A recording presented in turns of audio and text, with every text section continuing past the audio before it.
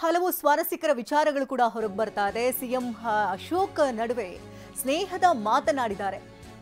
ಸದನದಲ್ಲಿ ಕಾಲ್ತುಳಿತ ಪ್ರಕರಣದ ಬಗ್ಗೆ ಉತ್ತರಿಸ್ತಾ ಇದ್ರು ಸಿಎಂ.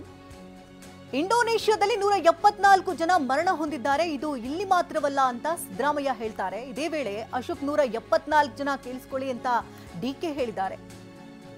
ಇನ್ನು ಇದೇ ಸಂದರ್ಭದಲ್ಲಿ ಸಿಎಂ ಮಾತನಾಡಬೇಡ ಅಂತ ಹೇಳಿದ್ದಾರೆ. ನಿಮ್ಮಿಬ್ಬರ ಸ್ನೇಹದ ಮೇಲೆ ಹೇಳಿದ್ದಾರೆ ಅಂತ ಸಿಎಂ ಮಾತನಾಡಿದ್ದಾರೆ.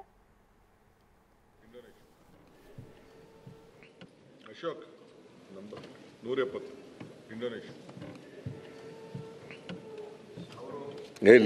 ಮಾತಾಡಬೇಡ ಅಂತ ಹೇಳಿದ್ದಾರೆ. ಕೇಳಿಸ್ಕೊಳ್ಳಿ ಅಂತ ಹೇಳ್ತಾರೆ. ಅವ್ರು ನಿಮ್ಮ ವಿವಿಧ ಸ್ನೇಹ ಇದೆಯಲ್ಲ, ಅದರಿಂದ ನಿಮ್ಮ ಸ್ನೇಹದ ಮೇಲೆ ಮಾತಾಡಿದ್ದಾರೆ ಅಷ್ಟೇ. ಅವ್ರಿಗಿಂತ ಜಾಸ್ತಿ ನೀವು ಸ್ನೇಹಿತರು. ಅದು ಸರಿ, ನನಗೆ ಒಳ್ಳೆ ಸ್ನೇಹಿತ ನೀನು ಅಂತರದ ಬಗ್ಗೆ ಎರಡನೇ ಮಾತಿಲ್ಲ. ಆದರೆ ಇಲ್ಲಿ ಅಸೆಂಬ್ಲಿನಲ್ಲಿರುವಾಗ ಒಂಥರ ಇರ್ತೀಯ, ಹೊರಗಡೆ ಇದ್ದಾಗ ಒಂಥರ ಇರ್ತೀಯ. ಅದೇ ಬಂದಿರೋ ತಾಪತ್ರಯ ನನಗೆ.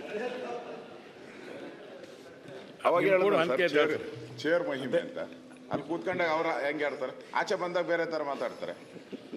ಇಲ್ಲಿ ಕೂತ್ಕೊಂಡಾಗ ನಾವು ಹಂಗೆ, ನೀವು ಅಲ್ಲಿ ಕೂತ್ಕೊಂಡಾಗ ನೀವು ಹಾಗೆ. ಮಹಿಮೆ